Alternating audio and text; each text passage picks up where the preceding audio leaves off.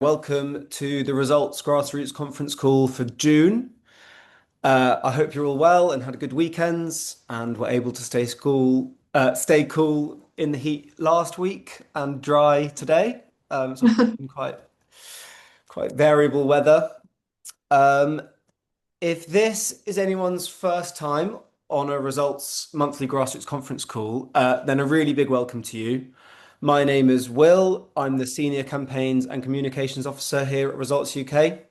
So, as I'm sure you know, it's been a pretty busy month politically in the UK. Um, so, I wanted to spend the first section of this call getting you up to speed with all the things that have been going on in UK politics, and then how this may impact our advocacy efforts.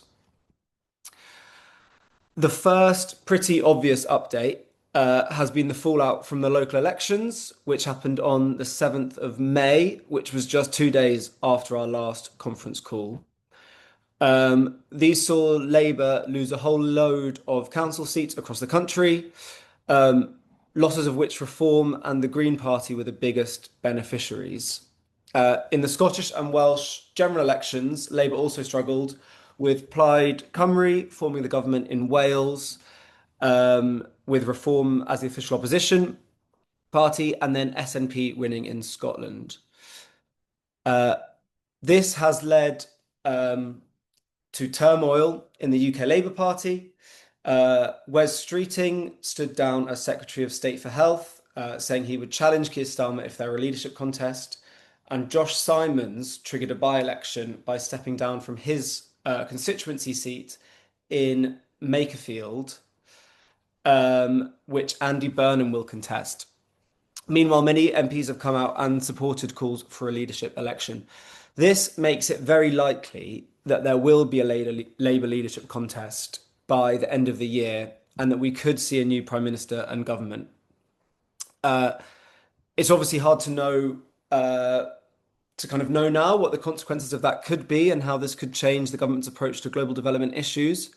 But we'll be sure to sort of keep you up to date when we know more. But I'm sure this is something we're kind of all aware of. It's a bit of an ongoing thing, and who knows? Who knows what could happen, which is always fun. One thing that we do know is that we have a new Secretary of State for Health. This is James Murray, who is the MP for Ealing North. And this change shouldn't really impact the government's global outlook, but it is significant for this month's action, which I'll get onto later. So next, I thought I'd give you a couple more updates on two events that have taken place since we last spoke, both of which we've kind of spoken about in the past on our conference calls and in other correspondence. So the first was the World Health Assembly, which ran from the 18th to the 23rd of May. And the second was the Global Partnership Conference that took place on the 19th and the 20th of May. So kind of took place within the dates of the World Health Assembly. Unfortunately, but sadly not unsurprisingly, the Global Partnerships Conference was a bit of a disappointment. This had been billed as an opportunity for the UK to bring Global South and North partners together to outline a new partnership approach to international development cooperation, but ultimately it didn't deliver. Obviously, we spoke about this quite a lot at the start of the year, and we set out some actions asking you to kind of contact your MP about the Global Partnerships Conference, and it's a real shame that we feel like this is a real missed opportunity. For the government to kind of make meaningful change and act meaningfully on this transition to partnerships, as they've been speaking about a lot since they've announced cuts to the overseas development assistance in February last year. However, yeah, I do want to say a huge thank you to those who engage with their MP on this matter, pressing them to take it seriously. That's the Global Partnerships Conference. At the World Health Assembly, which ran from the 18th to the 23rd, the discussion was dominated by the ongoing Ebola outbreak in the Democratic Republic of Congo, and architecture and the impact of odor cuts. on health financing. ODA stands for Official Development Assistance, and that's the money that that governments like the UK government give to kind of global development programs.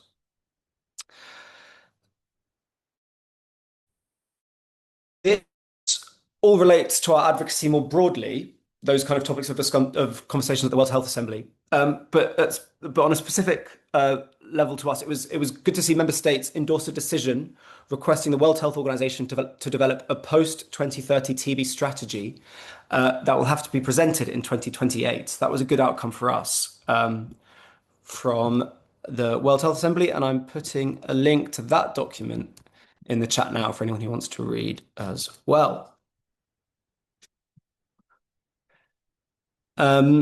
Finally, for this section, and I promise this will be the last that I mention any conferences, there was some more slightly frustrating news around the Illicit Finance Summit, which was supposed to be taking place this month. This was to be hosted by the UK government and aimed at tackling illicit financial flows, such as those mentioned in our recent report, Trading Hunger, which Sunit spoke about on our last conference call and which was used as the basis for our May action. This summit has now been pushed back to December. The reason being, according to the government, and this is in quotes, to ensure that the summit generates the strongest possible international commitments to drive impact at a time of heightened global economic and geopolitical tension. So I guess there are two ways we can look at this. One being that it seems like another thing that the government are just kicking down the road and not addressing immediately. Or if you want a sort of glass half full approach, it might be that we can say that they feel that they want to host it at a time when when there's maybe more focus for real action. So before getting on to the main part of this call, in which we'll hear from Jess about this month's action on domestic TB rates in the UK. I'll quickly go through some updates from results over the past few weeks, just so you're kind of aligned with what we've been up to. We have just released a new report titled Equity by Design. This is about the need to ensure that countries in Africa have the ability to produce their own vaccines rather than relying on countries and corporations who do not have their best interests at heart. As we found, sadly, during the COVID pandemic. It was commissioned by Results UK, but written by Mary Gallagher, who's a consultant we've worked with in the past. And it's really great, so do give it a read. I think it speaks to a lot of the themes that we took from last month's conference call about creating systems which are designed to work for everybody and not just the global north and the elites and rich people, essentially. I'll share the full report in the chat box, as well as a blog written by Alex Runswick, who's the senior policy manager at Results, which is a shorter and maybe more accessible way to learn about the report's findings. And finally, just this weekend, Lucy Drescher and Sungna Lakhani, who are two Results colleagues, as well as Beth Gum from the International Parliamentary Network for Education, returned from an MP delegation to Malawi. They were there for all of last week and took Bambos Charalambos, who is an MP, a Labour MP and chair of the APPG on global TB, is global education, as well as Rachel Gilmore, a Lib Dem MP for Tiverton and Minehead. Whilst on the trip, they visited schools to look at education on the ground in Malawi, and particularly to promote the benefits of the UK-supported National Mathematics Curriculum Reform Programme. This has been found to deliver the equivalent of an extra half year of maths learning per child and is considered one of the most effective numeracy programmes on the African continent. So it's really amazing to have seen that and to have showcased the importance of that to MPs. And hopefully we've sort of gained two kind of champions in Parliament who are willing to champion the importance of global education even more than they do so now. So tonight, I'm delighted that we are joined by Dr. Jessica Potter. Jess has many roles. She is a consultant in respiratory and general medicine and TB lead. She's an honorary senior clinician, clinical lecturer at the University College London, and she is also the chair of the UK Academics and Professionals to End TB Group, or UK APTB. I imagine Jess is mainly going to be wearing that last hat when she speaks to us tonight about the topic of this month's action, which is rising tuberculosis rates in the UK. This action comes on the back of a report written by Results on behalf of the All-Party Parliamentary Group, or the APPG, on global tuberculosis, which highlighted the concerning trend of rising domestic rates and also outlined some key recommendations that decision makers should follow to tackle it. A key part of this action is trying to target MPs who have high rates of TB in their constituency. And as mentioned earlier, one of those is the new Secretary of State for Health, whose constituency is Ealing in West London. And this has some of the highest TB rates in the country, at 33 per 100,000 people. For context, the UK national average is 8 to 9 people per 100,000. So when we're writing our letters to the Secretary of State, I wonder if that's something that we can bear in mind. So Jess, a very big welcome to this Grassroots conference call. Thank you so much for joining us. You are joining grassroots advocates from right around the UK who take regular campaign actions in their local constituencies, many of whom have been taking actions on global development issues for many years and have a great track record of advocacy success on issues like health and education. Before we get into the sort of questions that we have for you, I wonder if you could just tell us a little bit about yourself and your experience working to tackle TB in the UK and globally. And I wonder if you could also touch on how, as chair of the UK APTB group, you've been using this report. Thanks, Will, and thanks so much to everyone for coming and spending your evening doing work like this. I can't tell you how important it is that people who are affected by TB are backed by other people who care about them. Most people, or the vast majority of people affected by TB have come from quite deprived backgrounds. That TB can affect anyone, of course, but predominantly it doesn't. It does affect people unequally, and so the power of having more voices and more people speaking up about the importance of tackling this infection, I think it is really valuable. So I'm really grateful for everyone giving up their time. As Will said, I'm a consultant in respiratory medicine. I'm based in North London, and I've worked in London for about the last 15 years, and a lot in East London, which has also got some of the highest rates of TB in the country. And I guess I first became interested when I was working as a more junior doctor at the height of the TB epidemic as it was in the UK around this kind of 20-30 year period. The incidence declined in the 90s, 80s and 90s after we managed to secure treatment for TB in the 1950s, and treatment for TB has remained largely the same for the last 70 years, 75 years. We've only had 2 new drugs to treat TB that have been effective really in the last 20 years. And that's largely a lack of attention. And treatment is really quite challenging. And when we took our eye off the ball with changes in migration, the rise in the HIV epidemic, TB rates increased. And in 2011, I was working in East London and seeing a lot of people who were affected by this illness that was completely curable. Not just curable, but also preventable. Because when you look at TB rates across both the world and then within countries, the more you invest in your health systems, the better health systems, the better housing you have, the lower the inequality rates and the lower rates of deprivation, the less TB you have. And so whilst TB is caused by a bacteria, we know, and that we treat it with these antibiotics and we can cure it with antibiotics, we know that actually if we make sure that we house people properly, that we support them into jobs properly, and if we provide them with good healthcare that they can access, then we can both either identify and treat it early or prevent it from being passed on in the first place. And for me, Sorry.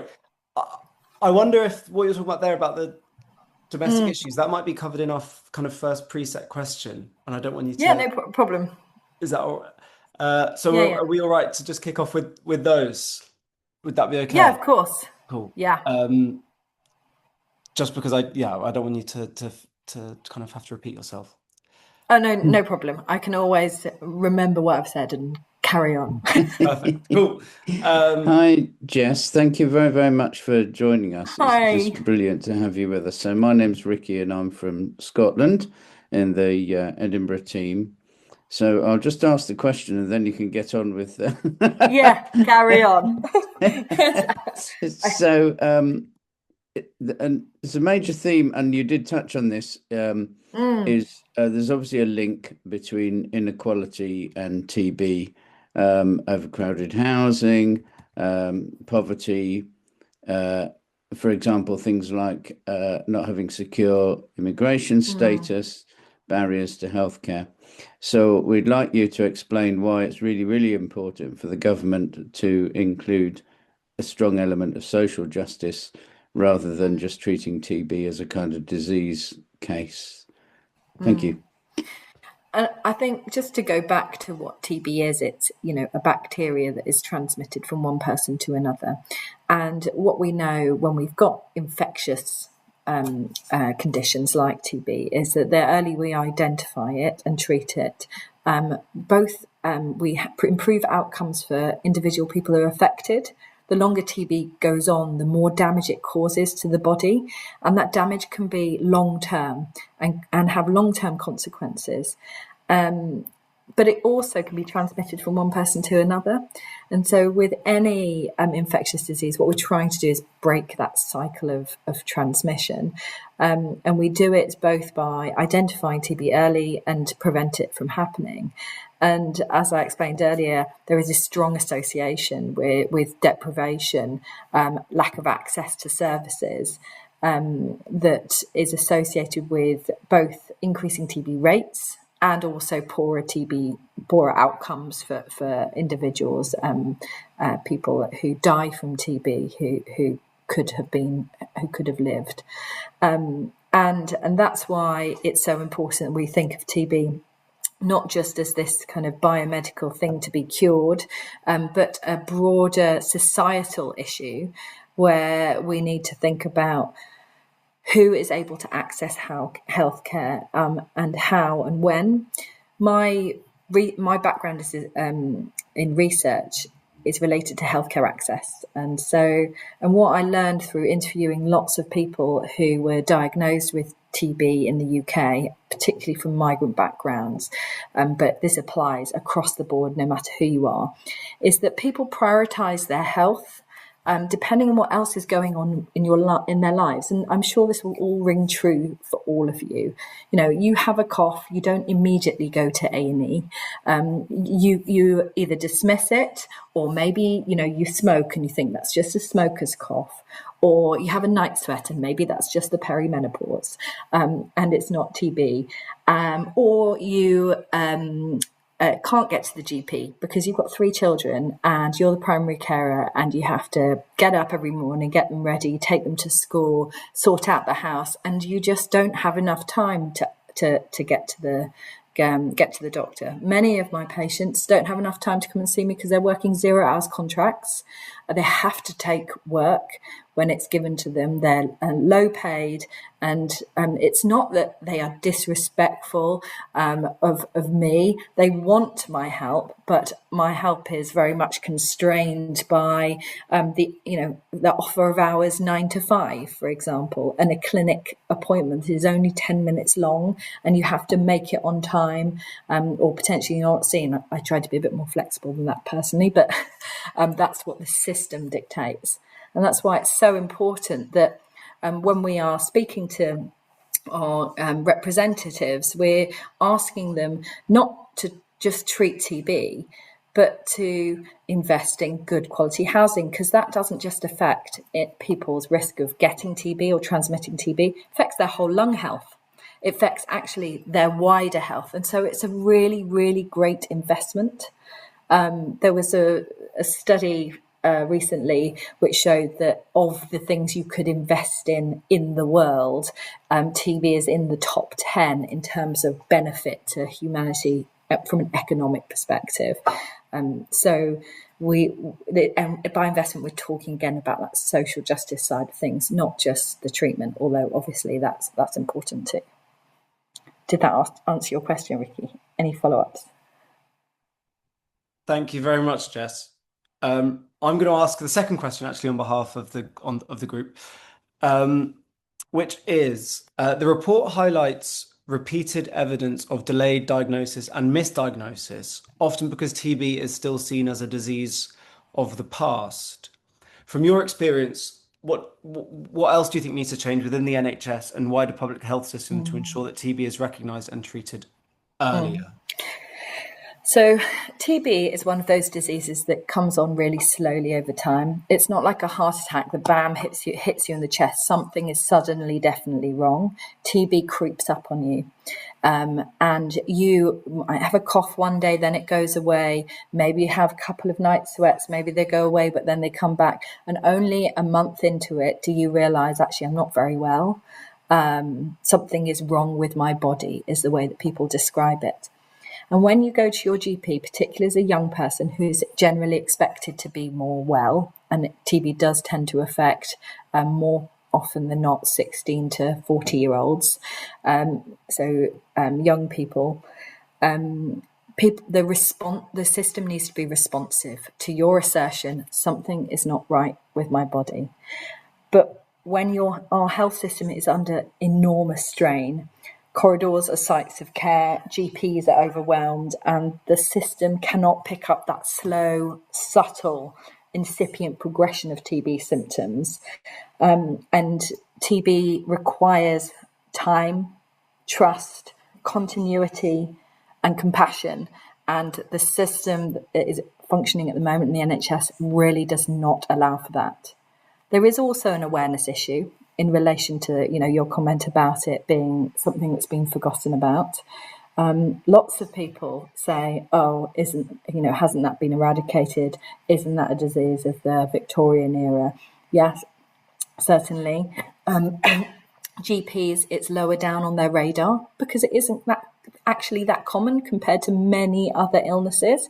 And there is a lot of work that we need to do to raise that awareness, both amongst people living in the community, so that if someone thinks about TB, they can say, "Have you thought about TB?" to their clinician, amongst healthcare workers, so that they can join the dots together.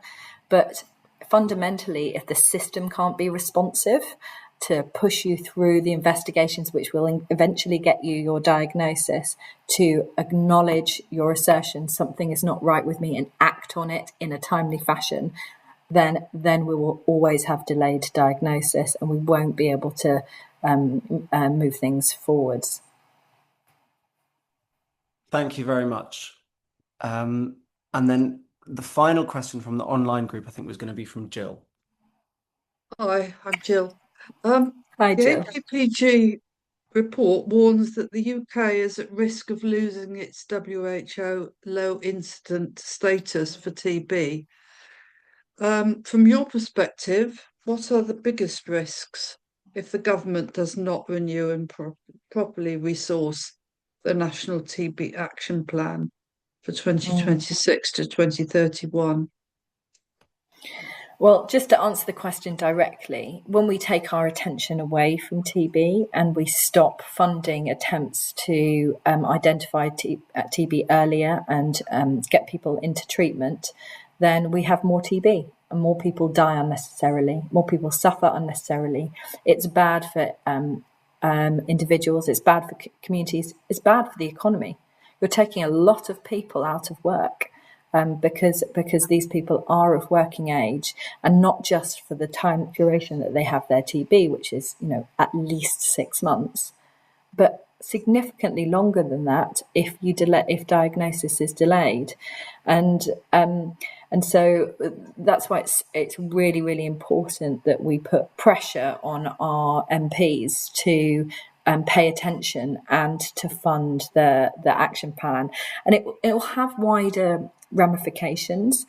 TB, kind of strengthening TB systems is also strengthening pandemic preparedness, because it is what we do.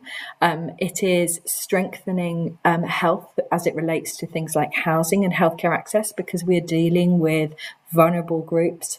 We have fantastic outreach workers, and when we are treating someone with TB, we don't just treat their TB, we help support them with their smoking addiction, with their alcohol or drug addiction. We try to support them into housing, not just during their TB treatment, but in a way that supports them into the future. And so I'd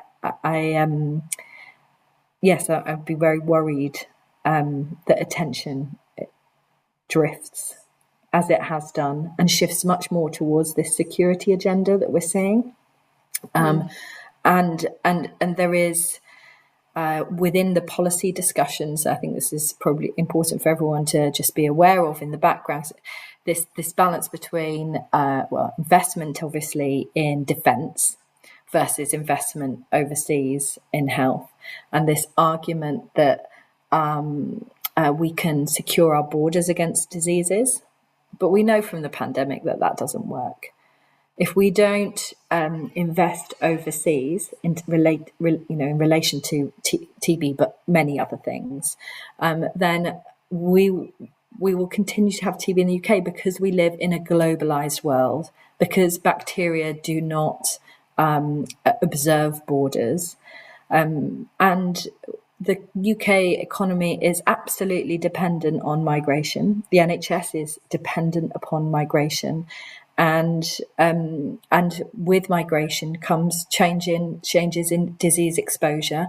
And then when we treat people really poorly when they arrive in the UK, by, for example, placing people in overcrowded accommodation who are seeking asylum, not giving them sufficient money to be able to buy good, nourishing food, by evicting people from their accommodation when they've got leave to remain within 28 days, because the forms they have to fill in and the queue they have to join to get secure housing is it cannot work out within that time frame. Then we are generating the grounds for more TB, more transmission, more reactivation of TB amongst those populations. Can I ask a question? Yeah. Well, let's open the floor now to questions. So, Jess, thanks so much for answering those. And now we can have some Q&A. Have we actually got a national TB action plan? Very good question. We did have a national action plan, yes. And it ends this year. It's supposed to. We have a new one in the pipeline. There is supposed to be a ministerial meeting to make the policy choices that go along with that action plan. That's been pushed down the road a number of times because ministers, and also to some extent UKSA, have been focused on things like the meningitis outbreak, and then the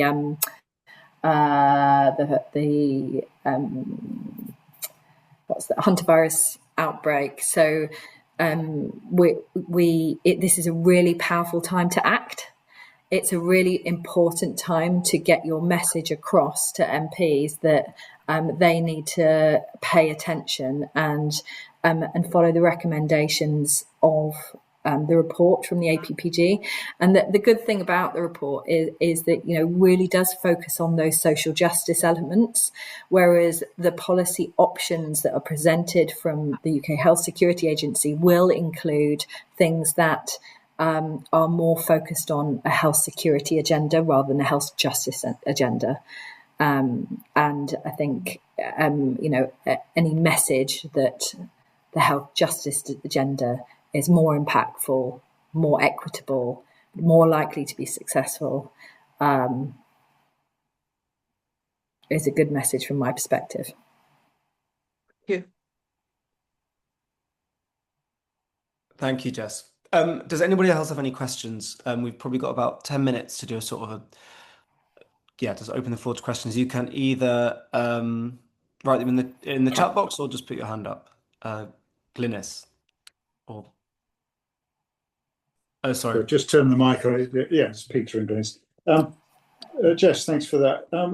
At what point, with the increasing incidence of TB in the UK, at what point do you think we should go back to universal BCG vaccination as was given when we were all young?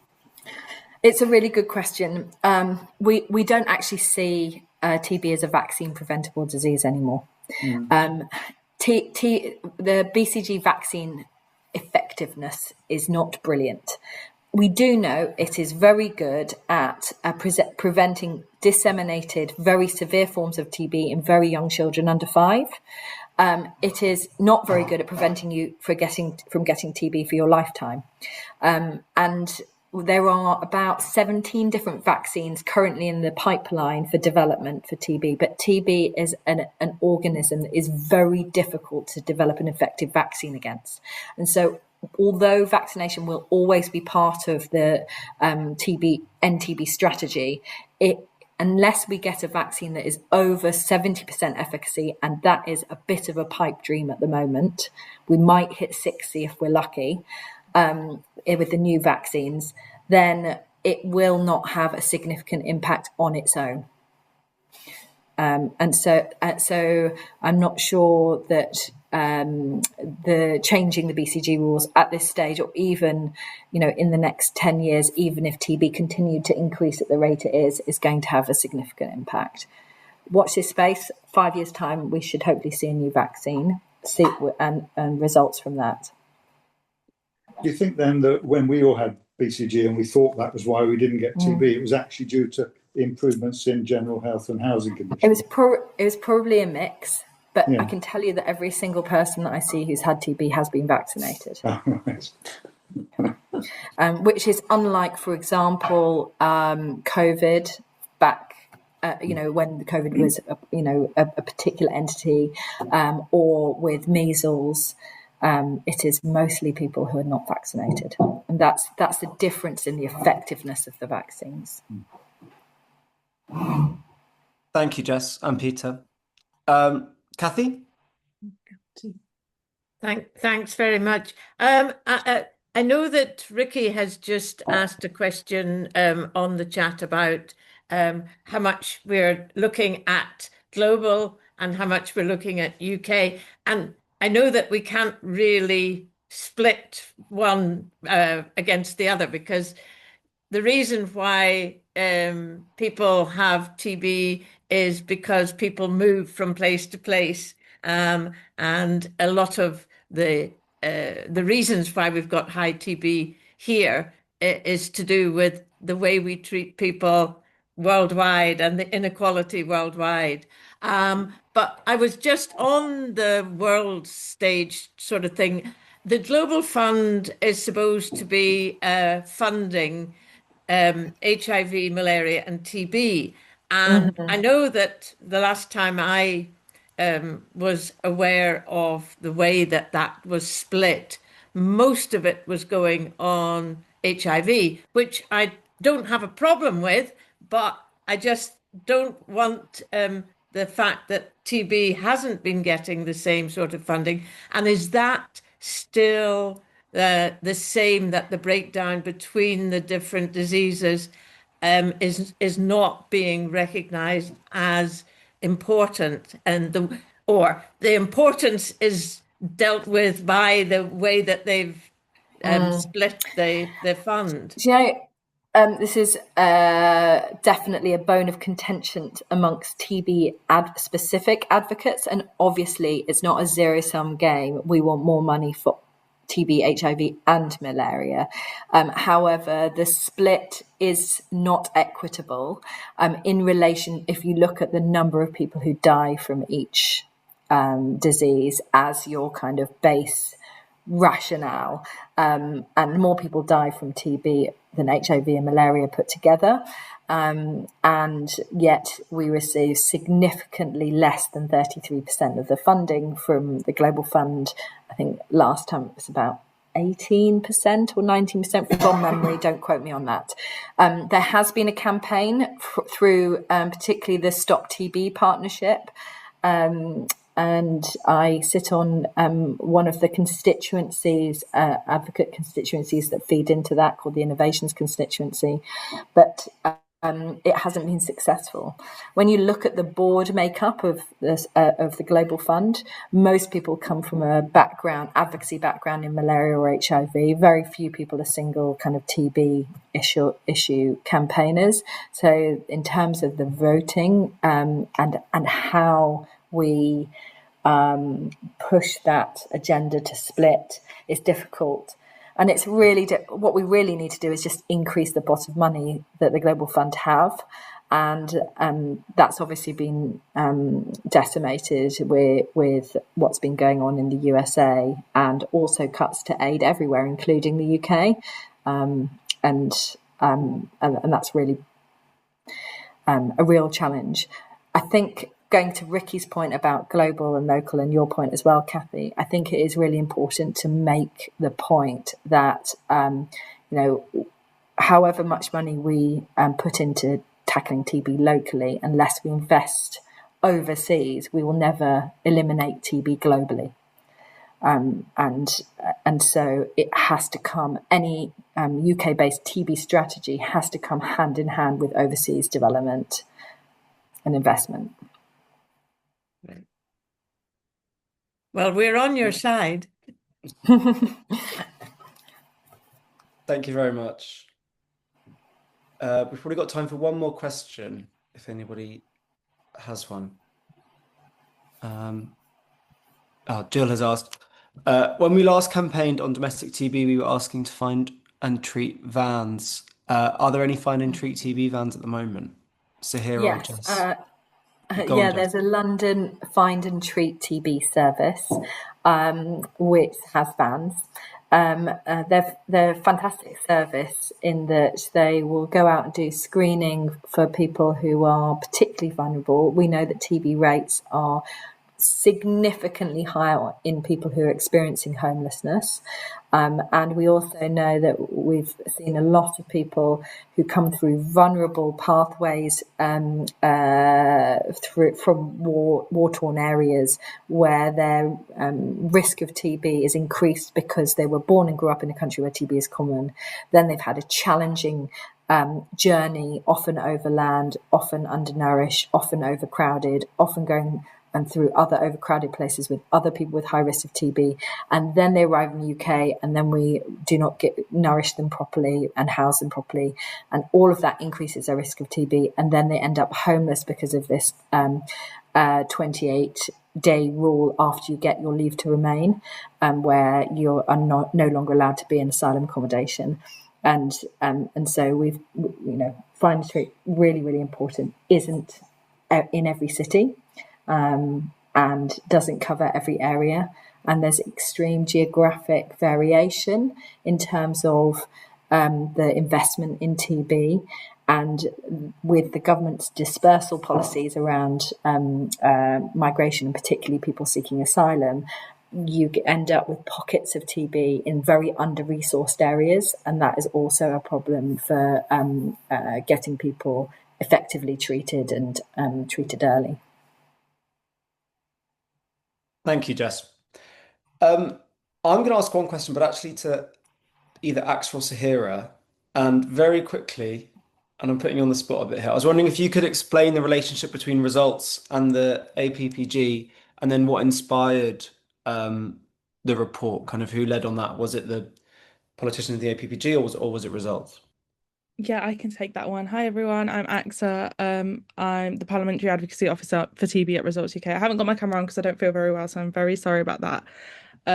But relationship between Results UK and the APPG is that Results UK provide the secretariat for it, which means that all the work that's done by it, it's done by me basically, with Sahira supporting and also Vinny, and then Will coming in for comms and that sort of thing.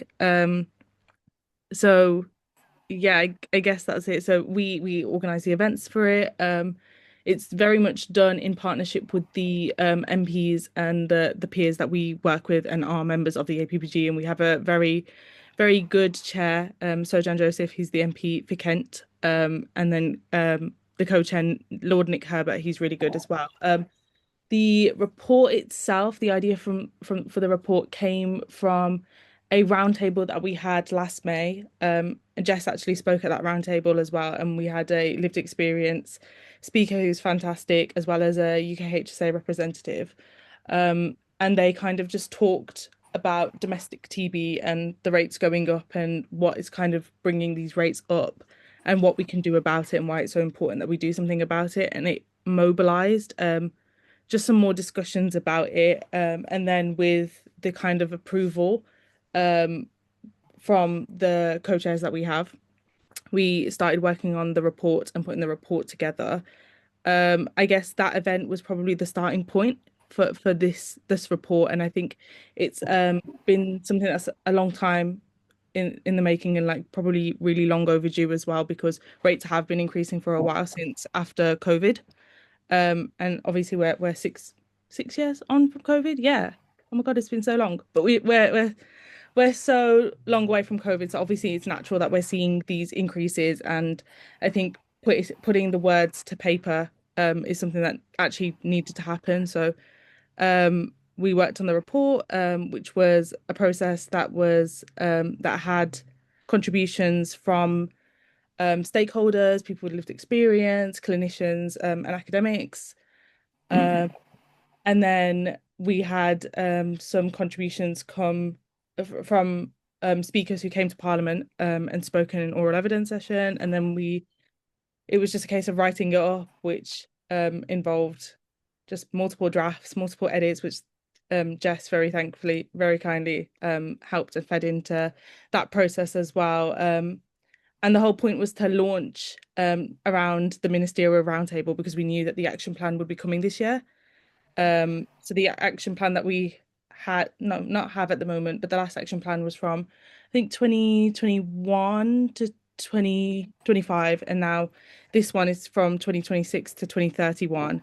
And because we knew it was coming, this was a good moment to kind of launch the report and mobilize ministers a little bit. And unfortunately, we've had quite a few changes, quite a few reshuffles. So it's meant that it's been slightly harder engaging the people that are responsible for making the decisions, because they keep changing. And then on top of that, as Jess mentioned before, we've had like major public health crises and global health crises like hantavirus and meningitis. And that's kind of shifted attention a little bit from TB in terms of the minister's priorities. So yeah, the whole point of the report at this stage is to kind of keep momentum going on the fact that the strategy in the UK for TB needs to include some of the points in the report in order for it to kind of benefit the people who need it the most.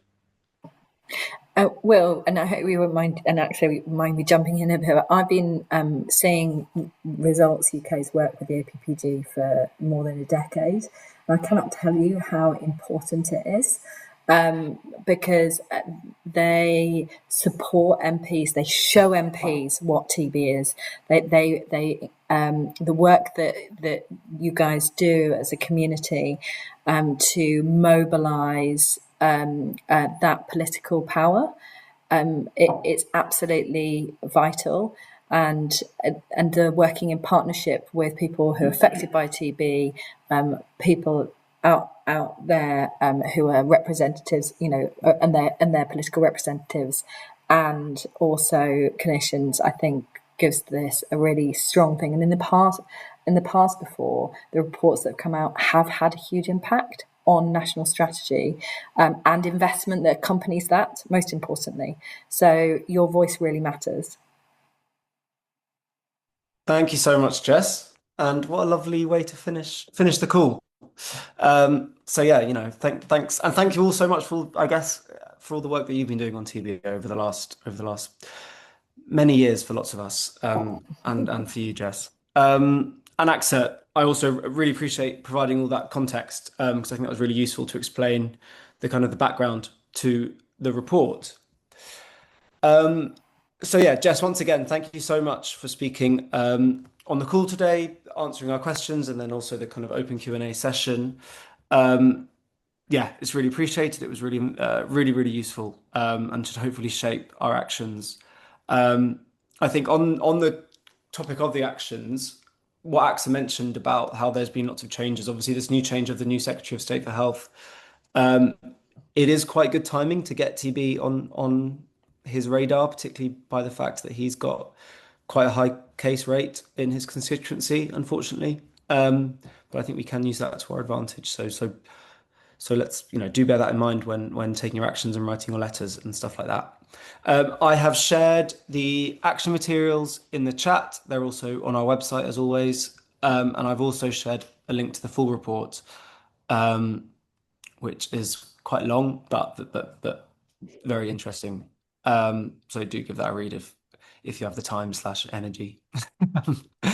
Anyway, so yes, thank you so much for joining today. I'm going to close the call now, kind of formally.